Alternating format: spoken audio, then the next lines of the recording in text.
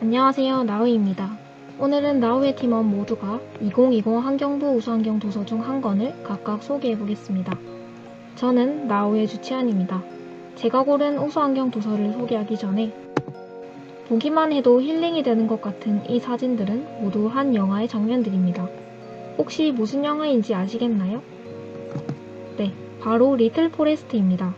이 영화는 도시에서 일상을 보내다 지친 회원이 원래 살던 고향으로 내려와 봄, 여름, 가을, 겨울을 보내며 직접 키운 농작물로 한 끼 한 끼를 만들며 특별한 사계절을 보내는 영화로 많은 사람들에게 사랑을 받았습니다. 10대부터 50대까지 모두 높은 평점을 받았으며 특히 20대에서 힐링 영화로 꼽히며 많은 사랑을 받아왔습니다. 오늘 제가 소개할 책도 이 영화처럼 자연을 통해 힐링을 주는 책입니다. 바로 이렇게 웃고 살아도 되나? 라는 책인데요.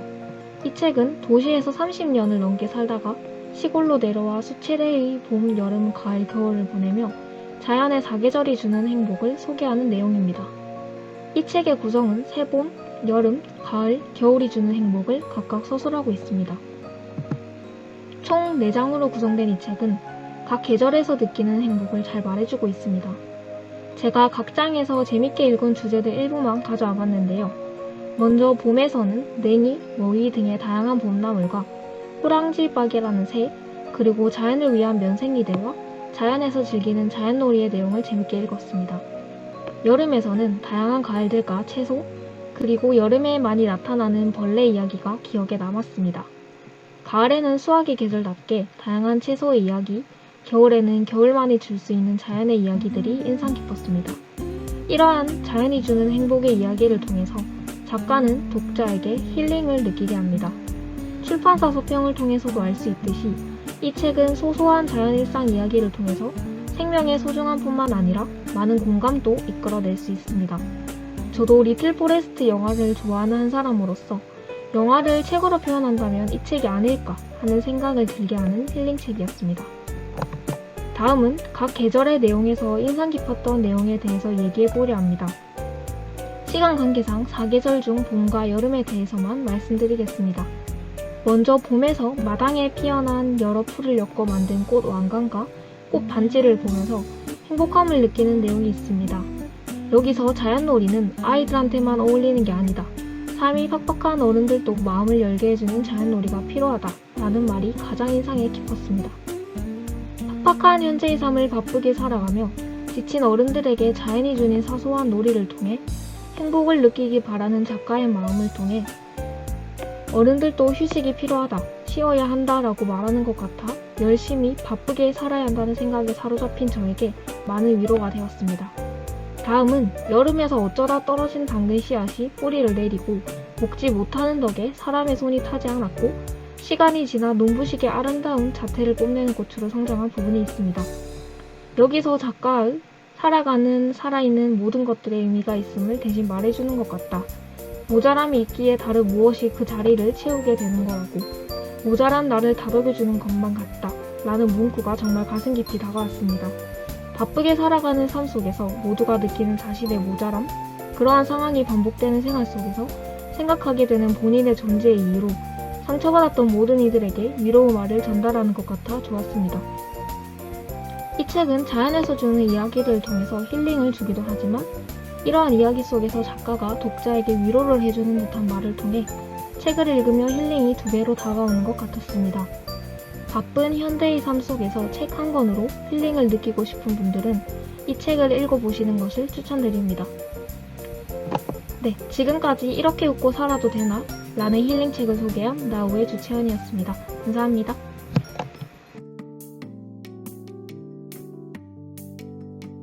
나우의 장예은입니다.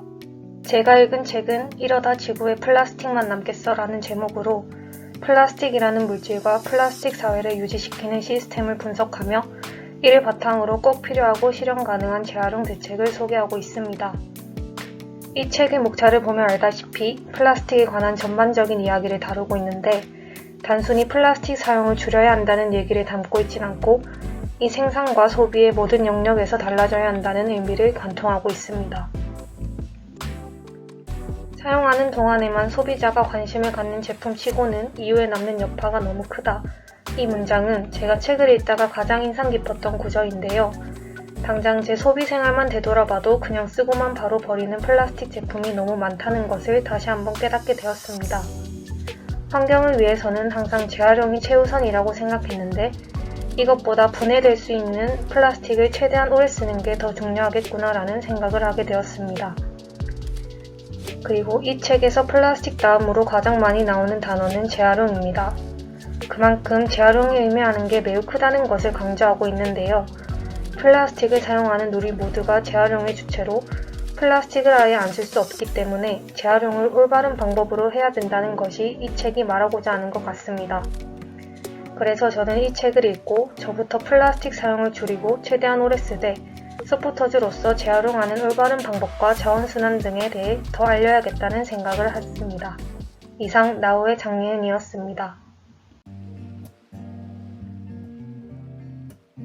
안녕하세요. 나우의 우도연입니다. 제가 오늘 소개할 책은 조천호 박사님의 파란 하늘 빨간 지구라는 책입니다.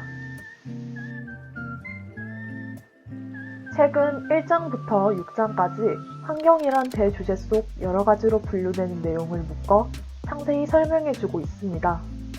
이 책은 환경 변화에 대한 여러 원인과 결과를 과학적 지식과 더불어 이해하기 쉽게 인문학적 내용을 섞어 알려주기 때문에 배경 지식이 없어도 이해에 크게 어려움이 없으며 배경 지식이 있다면 더욱 재밌게 볼 수 있는 책입니다. 저는 오늘 여기 6개의 목차 중 3개의 목차를 꼽아 소개해 볼 것입니다.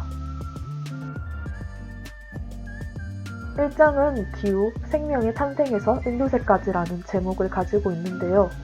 소제목처럼 1장은 원시지구의 시작부터 기후를 통해 생명체가 자리잡고 문명을 이루기까지의 과정과 함께 과거의 생태와 현재의 생태를 소개해주고 있습니다. 여기서 인류세라는 다소 생소한 말이 나오는데요. 인류세는 홀로세라는 단어와 같이 1장에서 계속 언급됩니다. 먼저 홀로세는 인류가 자연과 같이 조화로운 완전한 시대, 현재의 강빙기를 말합니다. 그러나 홀로세와 비슷한 현재를 표현하는 또 다른 말인 인류세라는 말도 나오는데요. 여기서 인류세는 인류로 인해 구분된 지질시대를 말합니다. 이는 지질시대의 구분이 자연의 힘이 아닌 인간의 힘 중심으로 구분된다는 의미를 지녔습니다. 그만큼 현재의 인간이 영향을 미치는 영역이 크다는 얘기입니다. 3장은 IPCC의 기후보고서, 물 부족, 온도 상승으로 인한 극지 빙하의 감소 등으로 시작하는 문제들을 소개합니다. 여기서 지구위험 한계와 티핑포인트라는 것이 나오는데 쉽게 말해 지구의 보호난간 역할을 해주는 지구위험의 요소들이 지구위험 한계이며 계속해서 쌓여온 온실가스들이 초래할 극심한 기후변화를 티핑포인트를 이용해 설명하였습니다. 이렇게 3장은 기후변화로 일어날 수 있는 위기들을 직관적이고 중점적으로 다뤘습니다.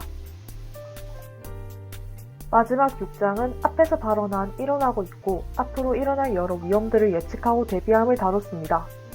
여기서 과거의 기후 지표를 통해 미래의 기후를 예측할 수 있도록 관측기기에 설치 이전 기후를 알아낼 수 있는 기후 대리 지표가 나오며 날씨 모형의 예측 방식인 쌍성들 예측이 나옵니다.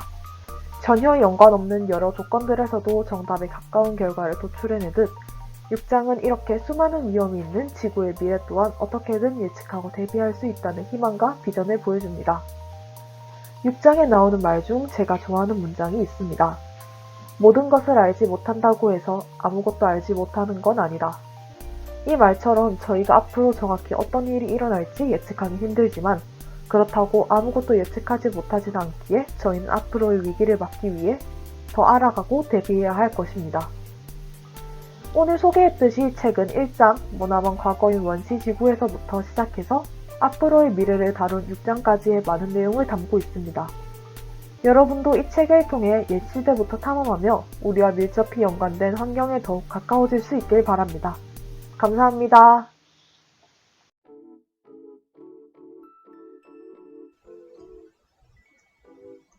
안녕하십니까. 나우의 정미라입니다. 제가 소개할 책은 박은경 작가의 습지 그림 일기입니다. 우선 박은경 작가님은 진관동 습지활동가입니다. 국립공원을 지키는 시민의 모임에서 주관한 습지 해설과 양성가 과정에 참여하였는데 매주 수요일 물자리 모임을 통해 매주 습지를 찾아가 동식물을 관찰했습니다. 2005년부터 진관동 습지 관찰 스케치를 시작했고 지금까지 이어오고 있다고 합니다. 그리고 습지 그림 일기는 13년간의 습지 생태의 변화가 글과 그림으로 담겨 있습니다. 박은경 습지활동가가 북한산 국립공원에 있는 진관동 습지를 보존하고 관찰하려는 노력으로 2005년부터 13년 동안 습지 생태의 변화와 다양한 생물을 혁혁히 담은 그림 일기입니다. 저자가 기록한 관찰 일기를 정리해 봄부터 겨울까지 계절에 따라 변화하는 습지의 모습과 그곳에 사는 생물의 모습을 담았습니다. 목차는 1부 2년, 2부 봄에 만난 습지, 3부 여름에 만난 습지, 4부 가을에 만난 습지, 5부 겨울에 만난 습지, 6부 돌아봄으로 이루어져 있고 봄에서 겨울, 그리고 다시 봄으로 순환하는 과정으로 구성되어 있습니다. 제가 가장 인상 깊었던 부분은 미국자리공, 나무 같은 줄기, 호두송이 같은 열매, 도라지같이 생긴 뿌리. 하지만 너를 보면 먼저 독이 생각난다. 그렇게 독이 있어도 죽어서는 땅을 기름지게 하다니. 쓸모없는 존재는 없구나 라는 구절입니다. 이 세상에 쓸모없는 존재는 없다는 말이 인상 깊었습니다. 저에게 이 말이 모두 자신의 역할이 있으며 살아야 할 이유가 있음을 말하는 것 같았기 때문입니다. 이 구절을 더 잘 알아보기 위해 미국자리공의 몇 가지 특징을 알아보겠습니다. 미국자리공의 줄기는 여러 해 자리로 속이 빈 줄기가 어른키 높이까지 자라며 가지가 적색을 띱니다.